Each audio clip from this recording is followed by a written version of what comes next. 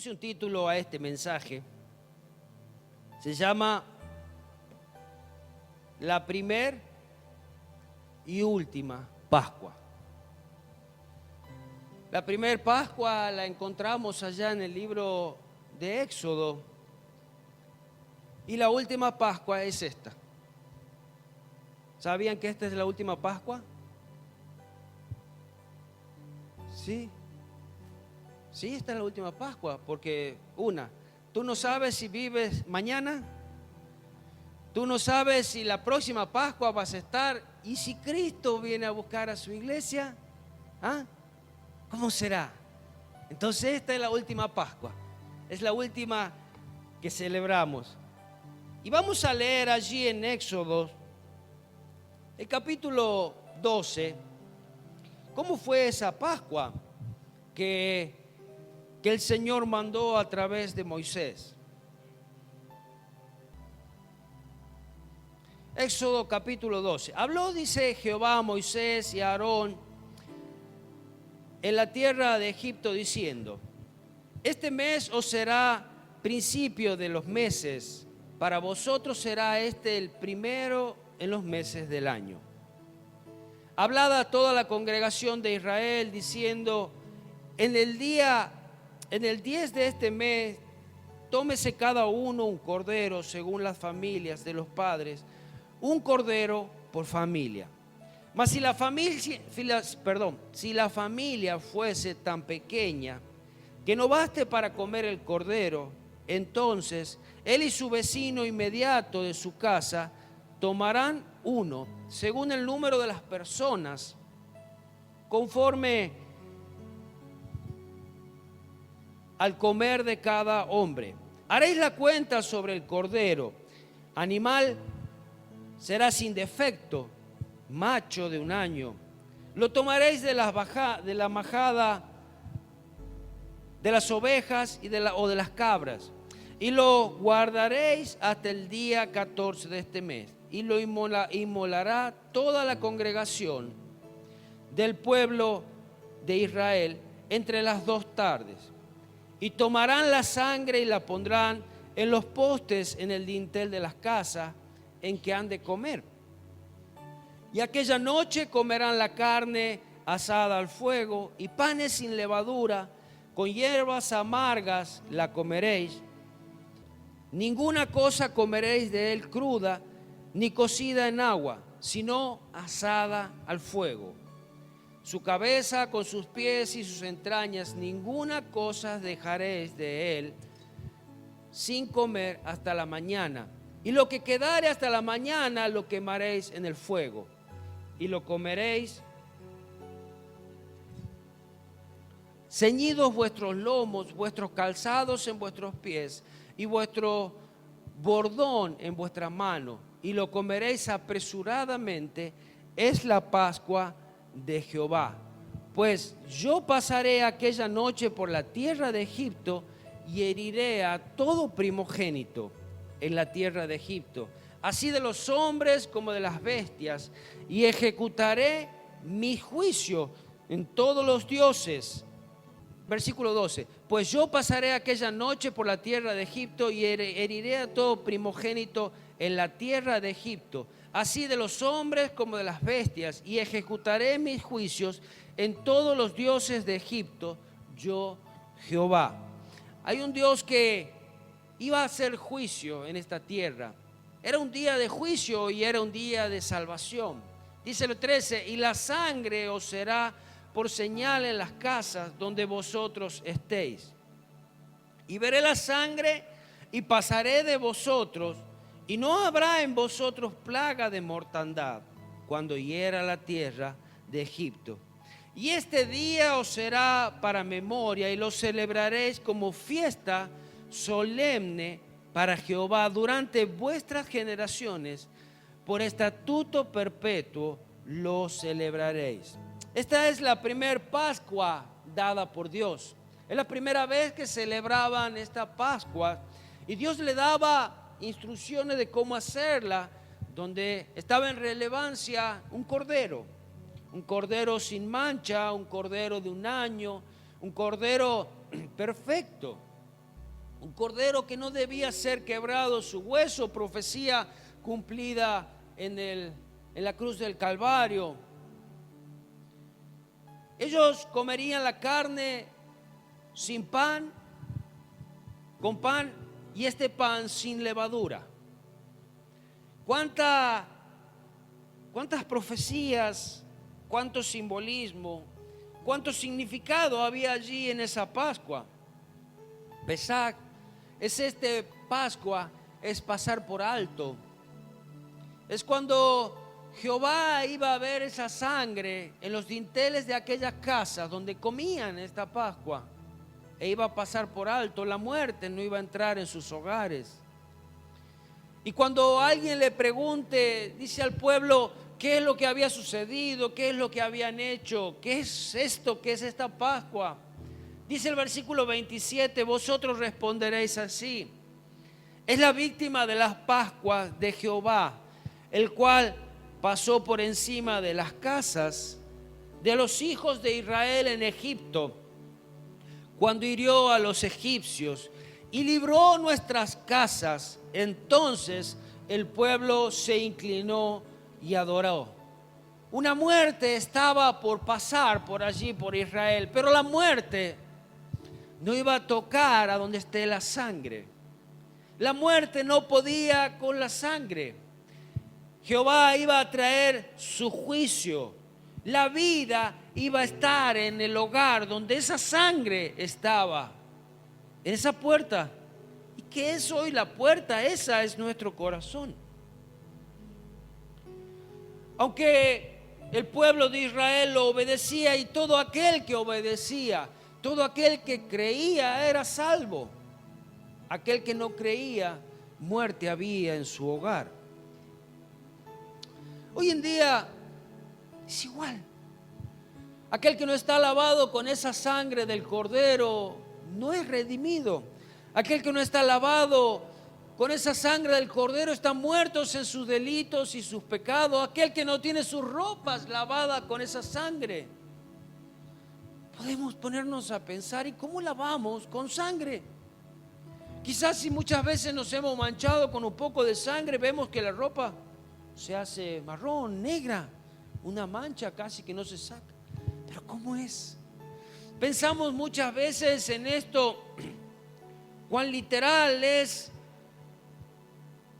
Es decir, si los hacemos literal es algo que no lo podemos creer, pero es espiritual. Dice en Apocalipsis 7:14, yo le dije, Señor, tú lo sabes. Y él me dijo, estos son los que han salido de la gran tribulación y han lavado sus ropas y las han emblanquecido con la sangre del Cordero.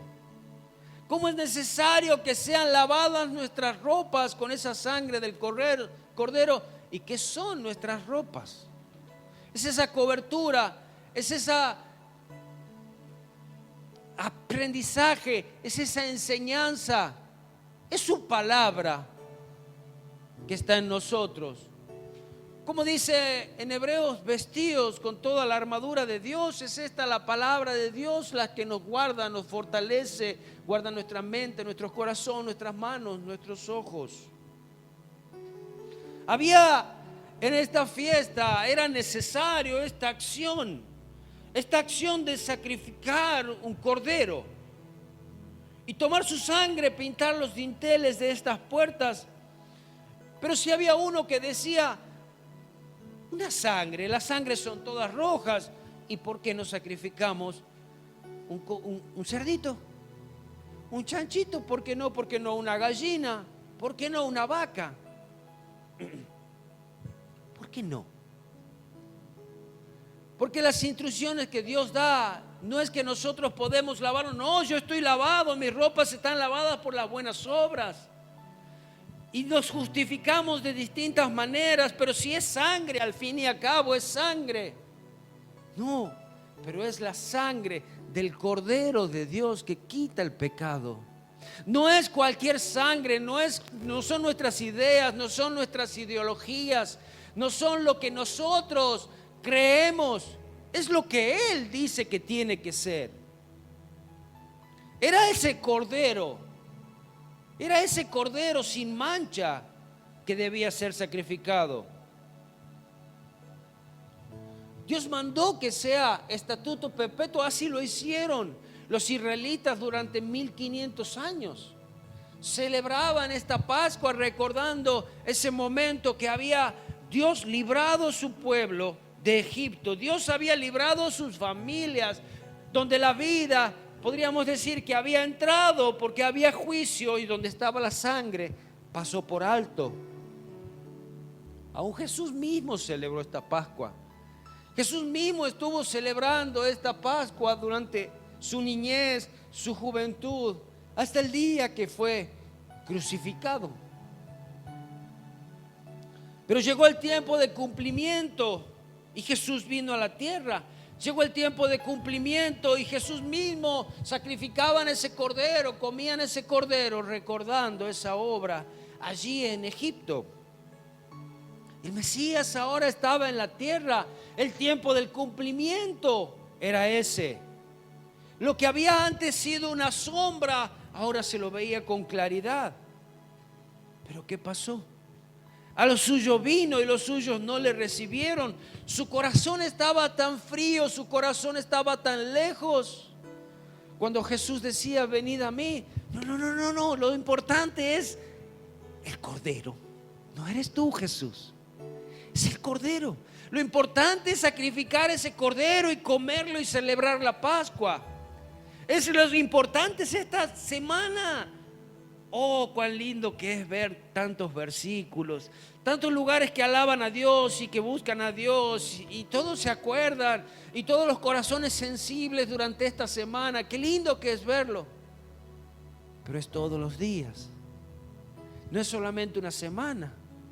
No es solamente una semana que debemos ser santos, sino todos los días. No es una comida. Dice que lo que entra por la boca no contamina al hombre, sino lo que sale. Juan el Bautista decía de Jesús, he aquí el Cordero de Dios que quita el pecado del mundo. Juan lo estaba diciendo. Aquel que su corazón estaba sensible podía creer. Cordero de Dios que quita el pecado del mundo, aquel cordero que fue sacrificado, aquel cordero que en la Pascua debía ser sacrificado, su sangre puesta en los dinteles de sus casas. Este cordero sería inmolado, este cordero sería el que tomaría el lugar del sacrificio. Es Jesús, ¿cómo lo haría? Y quizás allí, mientras que Jesús estaba en la tierra, que este era el Cordero de Dios, esperar el tiempo. ¿Cómo sucedería? Pero mientras tanto yo creo. Yo sigo a Jesús. Ese sacrificio que Jesús hizo, que podía ser perfecto de una vez y para siempre. Una sola vez y para siempre, que no debía ser sacrificado todos los años, como lo era en las fiestas. Como lo era que una vez al año el sacerdote entraba al lugar santísimo y llevaba los pecados de todo, y allí eran perdonados. Que debían venir con su cordero cargado al hombro y llevar y ser sacrificados para perdón de pecados. Este Cordero de Dios fue inmolado una vez y para siempre, y aquel que cree tiene vida eterna. Y lo dice en Hebreos 9. Vayamos al capítulo 9, versículo 12.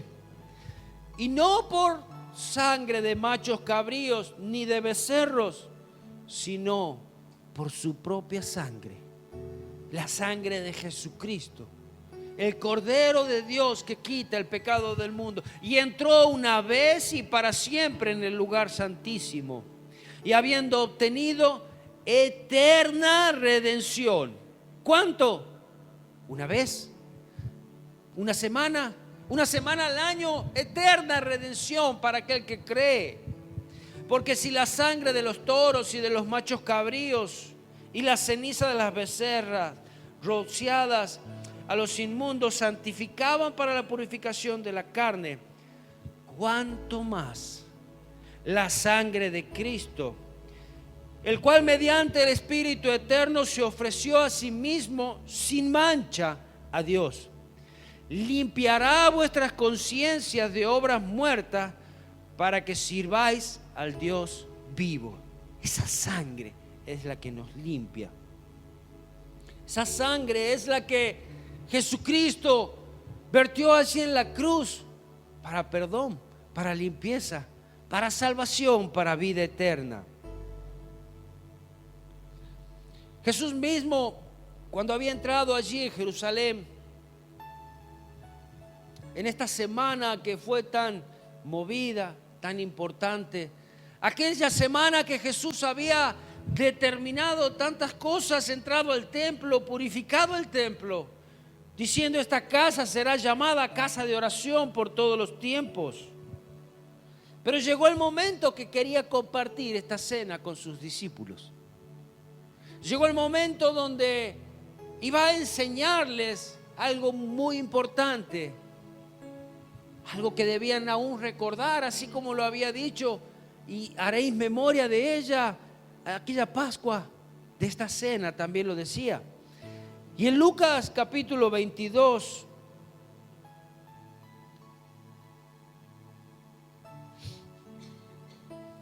versículo 14, cuando era la hora se sentó a la mesa, dice, y con él los apóstoles. Allí estaba Jesús. Es lo que nosotros podemos ver también, muchos cuadros que indican una mesa, Jesús con sus apóstoles, la última cena. Y él les dijo: cuánto he deseado comer con vosotros estas Pascuas antes que padezca. Porque os digo que no la comeré más hasta que se cumpla en el reino de Dios. Y habiendo tomado la copa, dio gracias y dijo: tomad esto y repartirlo entre vosotros. Porque os digo que no beberé más del fruto de la vid hasta que el reino de Dios venga. Y tomó el pan y dio gracias y lo partió. Y les dio diciendo: esto es mi cuerpo que por vosotros es dado, haced esto en memoria de mí. De igual manera, después que hubo cenado, tomó la copa diciendo: esta copa es el nuevo pacto en mi sangre, que por vosotros es derramada.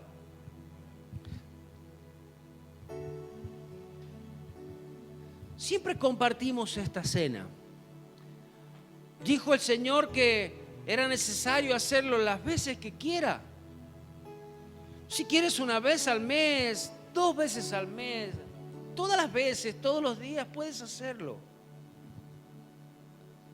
Lo hacemos en memoria de Él, pero ¿qué recordamos allí en esa cena? ¿Qué es lo que realmente estamos haciendo? Un ritual donde Jesús decía: comer mi sangre y beber comer mi carne y beber mi sangre. Canibalismo era esto. Quizás quedaban sorprendidos aquellos israelitas que escuchaban esto, dado que también estaba prohibido en la ley. ¿Qué quería decirnos Jesús con comer mi carne, comer su carne y beber su sangre? Jesús decía en San Juan 6, 48, allí al 51, hablando con sus discípulos y hablando con aquella multitud que estaba en ese lugar: yo soy el pan de vida. Yo soy el pan de vida. Ya empezaba él a acercarse a la gente y comenzar a traer luz sobre lo que quería decirles. Yo soy ese pan de vida. Vuestros padres, aquellos que comieron el maná del desierto y murieron. Este es el pan que desciende del cielo para que el que de él come no muera. Jesús estaba hablando de él. Yo soy el pan vivo que descendió del cielo. Quizás sus ojos sorprendidos. ¿Cómo? Jesús, ¿cómo podés ser vos el pan? ¿Cómo podés ser vos el pan si ese pan material que comían nuestros padres allí en el desierto, y vos no sos un pan? tu carne no la podemos comer. Si alguno comiere de este pan, vivirá para siempre. Y el pan que yo le daré es mi carne. Imagine, Jesús le estaba diciendo, mi carne van a tener que comer. Qué cosa como rara, qué cosa sectaria parecía en ese momento. Pero Jesús se lo explicaba, la cual yo daré por la vida del mundo. Dice que el que coma este pan vivirá para siempre. El pan que yo le daré es mi carne.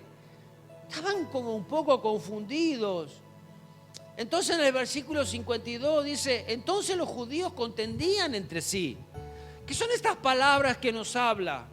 ¿Con qué autoridad dice esto es más importante él que el pan que comieron nuestros padres en el desierto? ¿Cómo puede darnos a comer su carne? ¿Cómo podemos comer su carne? Jesús le decía, versículo 53, de cierto os digo, si no coméis la carne del Hijo del Hombre y bebéis su sangre, no tenéis vida en vosotros. Sus ojos abiertos, quizás no entendiendo mucho lo que decía. El que come mi carne y bebe mi sangre tiene vida eterna, y yo le resucitaré en el día postrero. Comer es Jesús. Y nos habla de comer, que otras veces nos hablaban de comer en la Biblia, muchas veces de forma figurativa. Cómete este libro, le decía al profeta Dios. ¿Comer un libro? Si las hojas son duras, ¿cómo hacemos para comerlo? ¿Y con qué comemos muchas veces? ¿Sabes con qué comemos? Con nuestros oídos. Es lo que entra en el corazón del hombre. Eso es lo que comemos. Dice, versículo 56, el que come mi sangre, mi carne y bebe mi sangre y permanece, en mí permanece y yo en él. Comer de sus palabras. Como me envió el Padre viviente y yo vivo por el Padre, asimismo el que me come, él también vivirá por mí. Este es el pan que descendió del cielo. No como vuestros padres que comieron el maná y murieron. El que come este pan vivirá para siempre. ¿Y cuál es el pan que debíamos comer? Su carne. ¿Cuál es su carne? Su palabra. Es su palabra la que nos queda, es su palabra la que debemos alimentarnos. Comer su carne y beber su sangre es lo que nos da la vida eterna. No hay otra manera de tener vida. No porque tú comas un pedacito de pan tienes vida eterna. No, solamente un símbolo, un recordatorio. Que hoy recordamos de esta forma lo que era quizás el cuerpo dolido, maltratado de Cristo. Pero mañana con dulce de leche es nuestro desayuno. ¿Y cómo es? Pero tan solamente tenemos que andar todo el día con un pedazo de pan, un poco de jugo de uva, un vino. Comer su carne. En San Juan 6:63 decía, el espíritu es el que da vida, la carne para nada aprovecha. Las palabras que yo os he hablado son espíritu y son vida. ¿Qué es vida? Las palabras de Jesús. Quien vive por ellas, quien las come, es alimentado espiritualmente. Quien vive por ellas y quien vive para ellas tiene vida eterna. Quien es alimentado de esta palabra tiene vida eterna. Quien permanece en su palabra tiene vida eterna. Separados de Él nada podemos hacer. Es Él, es su carne, es su sangre, es su palabra lo que nos ha dejado. ¿Cuál es ¿Quieres llamarle el ritual que tú tienes que tener? Sí, alimentarte de su palabra todos los días de tu vida. Permanecer en su palabra, obedecer a su palabra, vivir en su palabra. De otra forma, no tienes vida eterna.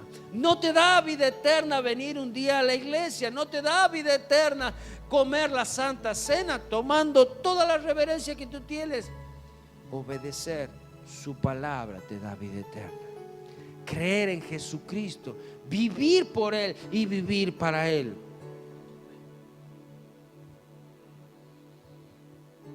Sus palabras. Si hoy no tendríamos sus palabras, ¿sabe lo que haríamos? Lo mismo que los judíos.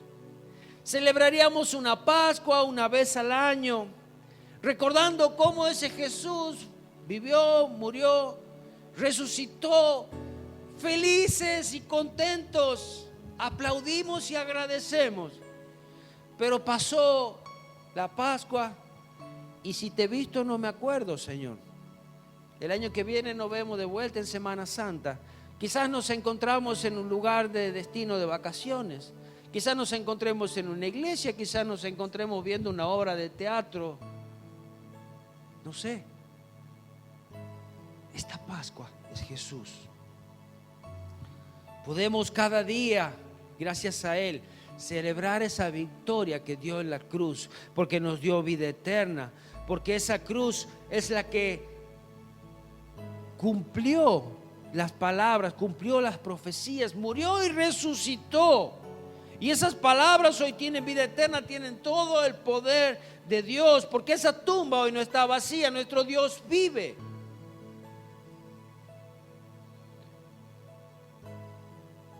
Pertenecer a Él, permanecer en Él. De otro modo, hay muerte. Dice en San Juan 6:56, el que come mi carne y bebe mi sangre, en mí permanece y yo en él. Come mi carne y bebe mi sangre. Símbolos solamente. Símbolos. Ni siquiera la carne literal de Jesús está, ni siquiera su sangre literal está hoy. Pero esto es un símbolo que lo hacemos en memoria de Él. Pero comemos su carne y bebemos su sangre cada vez que nos acercamos a su palabra. Y pedimos que nuestros ojos sean abiertos, nuestros oídos espirituales sean abiertos y podamos beber de Él todos, beban de Él todos. No es solamente para el que está en una iglesia, sino todos tienen la posibilidad de acercarse. Como me envió el Padre viviente y yo vivo por el Padre, asimismo, el que me come, Él también vivirá para siempre. Ahora podemos entender un poquito más que no es solamente con comer esto que vamos a vivir. No, esto es un pedacito de pan. El que come de su palabra vive para siempre. Si tú no comes de su palabra, morirás. Estás muerto. El que no obedece su palabra está muerto. Porque el obedecer es creer. Amén.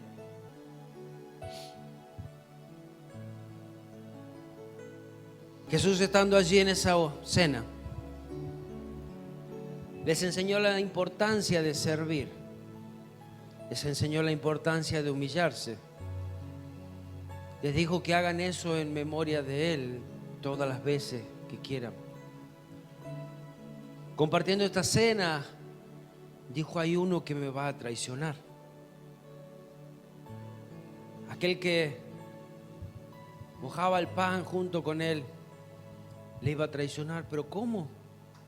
¿Cómo sucedería esto? ¿Cómo puedo traicionar a mi líder? ¿Cómo puedo traicionar a mi maestro? ¿Cómo puedo traicionar a Dios? ¿Cómo puede ser? Pero había uno. Pasando este tiempo de esta cena, salió Jesús y se fue al monte a orar, al monte de los olivos. Allí, quizás tipo 21 horas de la noche, donde Jesús se fue a orar diciendo a los discípulos que oren con Él. Y allí en ese momento también donde oraba al Padre y decía: Padre, si es posible, pasa de mí esta copa, pero que no se haga mi voluntad, sino que sea la tuya, Señor. Pasando un par de horas, estando allí en ese mismo monte, se acercaba uno que lo iba a traicionar con tan solamente un beso. Judas se acercó y le dio un beso. Arrestaron a Jesús. Pedro corta la oreja de Malco. Jesús sana. Jesús dice que dejen ir a estos porque no tienen nada que ver. Jesús es arrestado allí. Sus discípulos se disipan, lo dejan solo, abandonan a Jesús. Señor, aún hasta morir podría por ti. Y apenas la vieron difícil y se fueron. ¿Dónde estaba esa voluntad de ellos? ¿Dónde estaba esa valentía?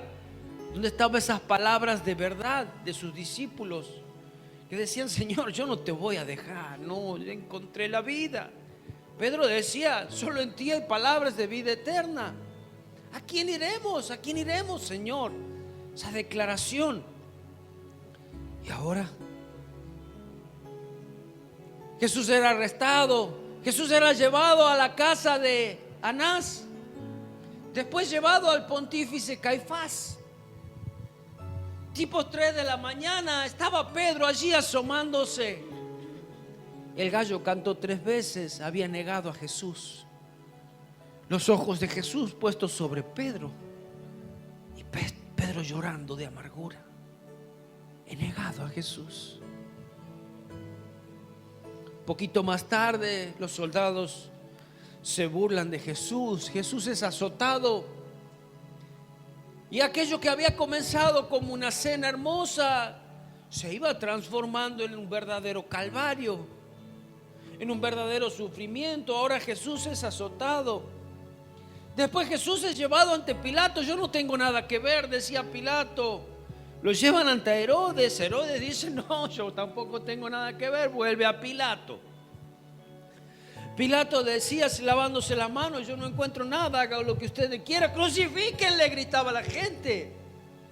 Aquellos que habían dicho, aquellos que le habían seguido, aquellos que habían comido ese pan, aquellos que habían visto los milagros de Jesús y recibido los milagros de Jesús, ahora decían: crucifíquenle.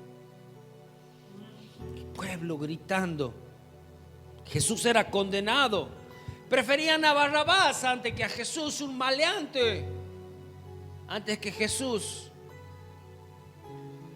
9 de la mañana Jesús va camino al Gólgota. En ese camino, Simón de Cirene le ayuda a llevar su cruz. Tipo 12, Jesús es crucificado. El Hijo del Hombre, el Hijo de Dios, era crucificado. Poquito tiempo después, ese ladrón que estaba a uno de sus lados le dice: acuérdate de mí, ten misericordia de mí. Jesús habla con su madre, con Juan: y aquí tu madre. Jesús pide a beber y le dan vinagre. Jesús sufriendo, su cuerpo allí casi destruido. Tipo 3 de la tarde, Jesús dice: consumado es. Cuando había un cartel allí arriba de su cruz que decía: este es el rey de los judíos. Murió por proclamarse rey de los judíos. Tetelestai, consumado es pagado en su totalidad. El precio, cada centavo de tu deuda es pagada. El pecado fue pagado en su totalidad. Es cubierto. Ese Cordero de Dios que quita el pecado del mundo, ese sacrificio perfecto fue perfecto allí en la cruz. Era terminado. No había obra que podía condenar, porque Él había pagado todo el precio y hasta el último centavo. Consumado es. Muerto Jesús, expiró. Los soldados vinieron y clavaron una lanza en su costado. No quebraron ni uno de sus huesos, porque la profecía así lo decía. Sin saberlo ellos, la profecía se cumplió. Clavaron en su costado una lanza de cual salió agua y sangre. Esa agua que purifica es su palabra. Esa sangre que es su palabra, como la hemos estado aprendiendo. Bebed de ella todos. Salió. Verdaderamente este era el Hijo de Dios, decía el centurión. Verdaderamente. Quizás dentro de su corazón ya decía: ¿qué hemos hecho con el Hijo de Dios? Casi 18 horas lo llevan a sepultar, porque sabe, para la tradición de ellos no podía haber un muerto colgado en una cruz, porque para la Pascua, para poder comer tranquilo su corderito, no podía haber uno muerto en la cruz. Se fijaban en lo que era la tradición, pero no en Jesucristo. ¿Cuánto el mundo nos preocupa más que lo que Dios hizo en la cruz realmente? Nos preocupamos hoy quizás por un huevito de Pascua, por la rosca de Pascua y cuántos otros inventos más vamos a hacer, pero nos olvidamos de Jesús. Una semana que no podemos comer carne porque es santa. Pero llega el día domingo, primer día de la semana. Jesús resucita. Y como dice en Lucas 24, 1 al 8, el primer día de la semana, muy de mañana, vinieron al sepulcro trayendo las especias aromáticas que habían preparado, y algunas otras mujeres con ella, y hallaron movida la piedra del sepulcro. ¿Qué había pasado aquí? Ya algo comenzó a suceder en ella. Robaron el cuerpo de Jesús. Nuestro maestro ya no está.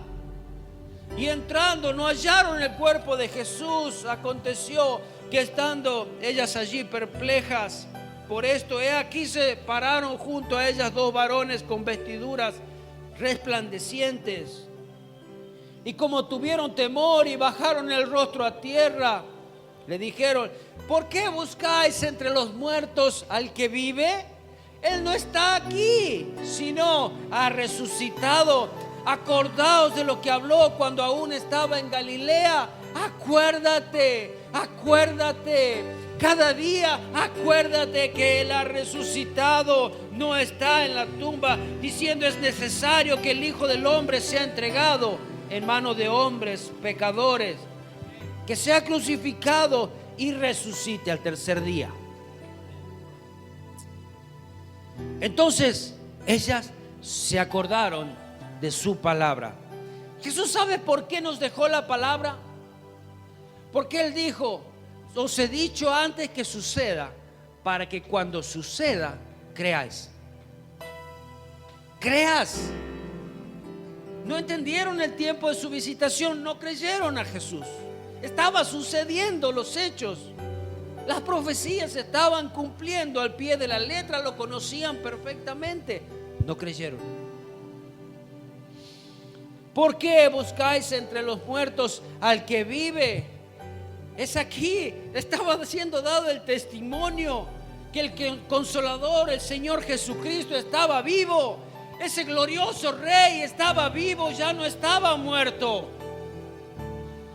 Apocalipsis 1:18 dice: el que vivo, el que estuve muerto, mas he aquí que vivo por los siglos de los siglos. Amén. Y tengo las llaves de la muerte y del Hades. Y porque Él vive, nosotros también viviremos. Amén. Todavía un poco y el mundo no me verá más, porque vosotros me veréis. Porque yo vivo, vosotros también viviréis. Jesús ha resucitado. Él vive hoy. La muerte no lo pudo detener. La tumba no lo pudo retener. Jesús vive hoy. Él vive hoy.